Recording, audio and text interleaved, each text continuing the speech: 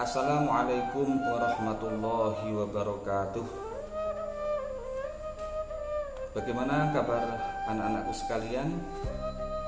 Semoga kabar anak-anak sekalian beserta keluarga diberikan kabar yang baik, diberikan kesehatan dan keberkahan. Ridha Allah Subhanahu wa taala selalu menyertai kita semua. Amin Allahumma amin. Anak-anak sekalian yang Pak Guru banggakan, pada pertemuan yang kedua ini kita akan membahas tentang dasar hukum kewajiban sholat. Jadi di situ ada kata wajib. Nanti bagaimana penjelasan kata wajib itu dan bagaimana ayat-ayat Quran menjelaskan tentang kewajiban sholat kepada kita sebagai umat Islam. Namun sebelumnya perlu Pak Guru mengingatkan bahwa kemarin kita telah membahas tentang arti dari kata sholat. Ada berapa kemarin? Ada beberapa arti ya. Tergantung susunan kata-katanya jika itu dilihat dari Al-Quran. Yang pertama, sholat dengan arti doa seperti yang termaktub atau tertulis dalam Al-Quran, firman Allah surat Al-Taubah, ayat ke-103 yang berbunyi washolli alaihim innas sholata sakanul lahum wallahu sami'un alim. Ini berarti sholat bermakna doa. Yang kedua, sholat bermakna rahmat dan ampunan.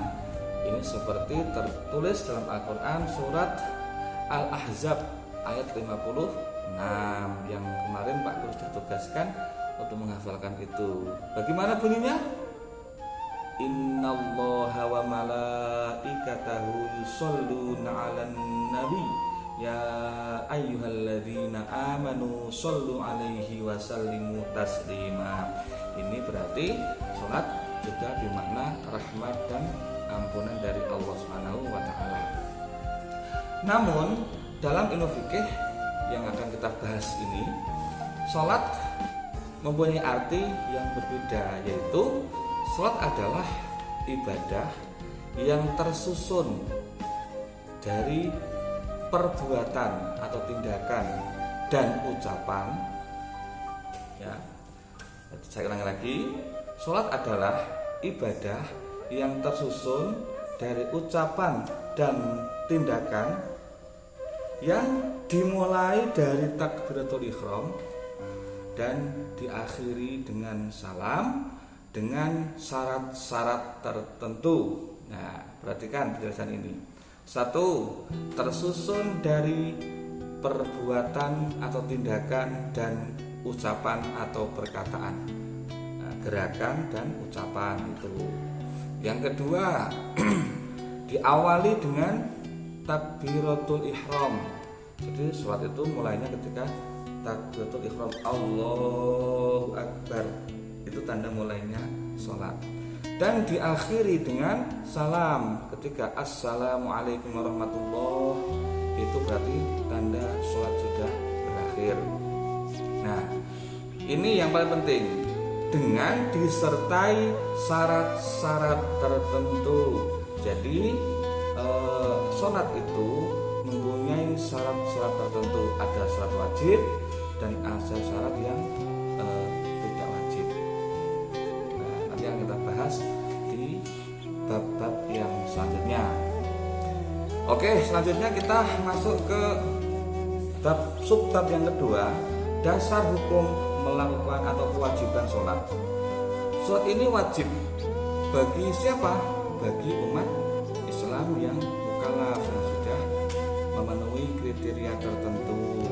Itu umat Islam, namun bagi masih bayi belum wajib sholat. Nanti ada tahap-tahapannya. Dasarnya apa wajib sholat itu?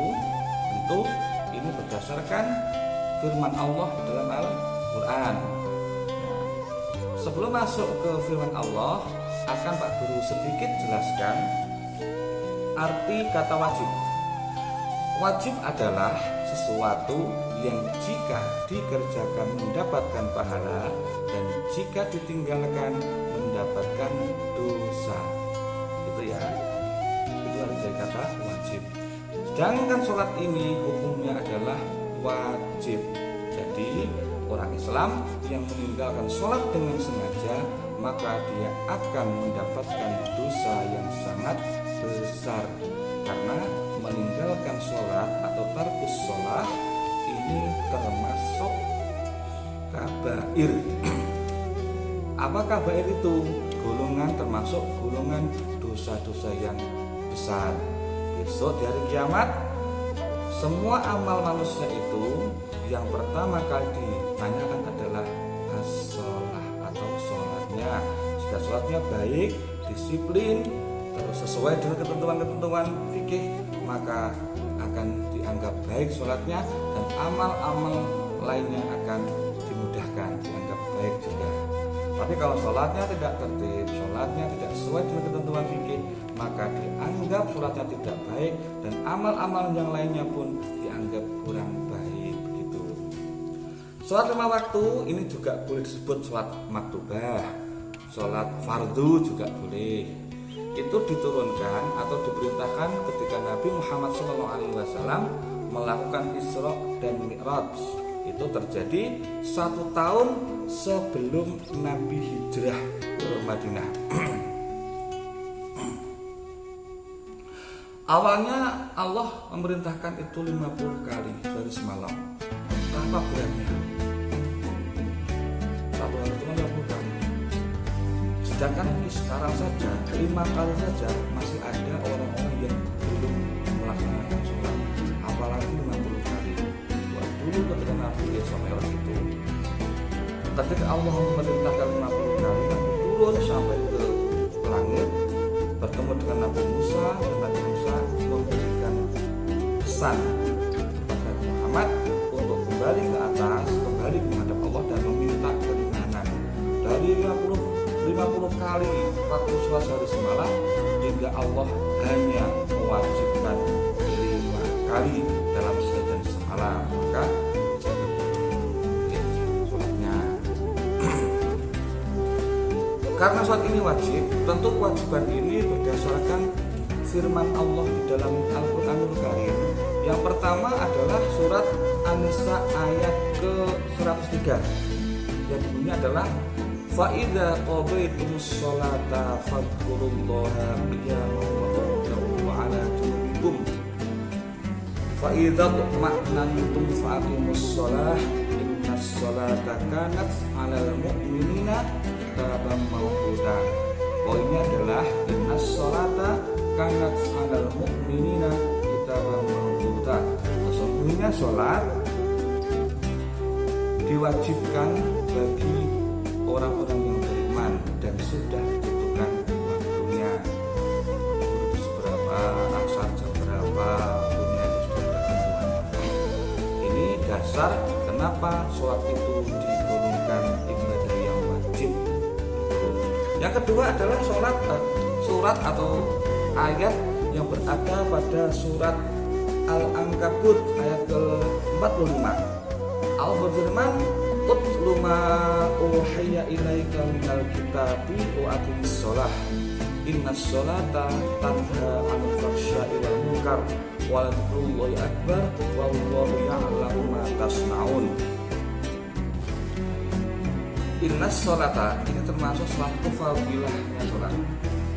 Innas sholata tanha 'anil fahsya'i wal munkar.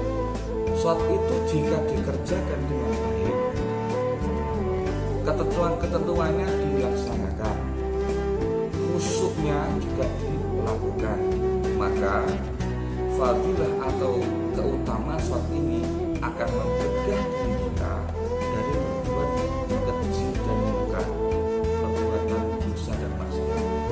Ini adalah sholat. Jika sholatnya tertib, disiplin, teratur, dan sholat itu sesuai dengan ketentuan-ketentuan fikih, sesuai dengan ketentuan agama, maka dapat dipastikan orang yang melakukan sholat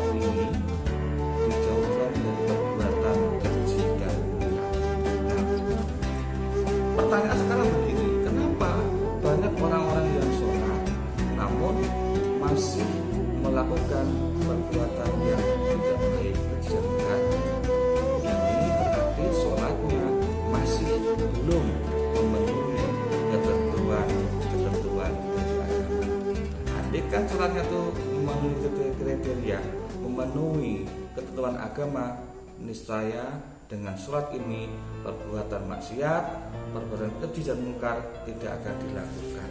Ini janjinya Allah dalam Al-Qur'anul Karim. Begitu.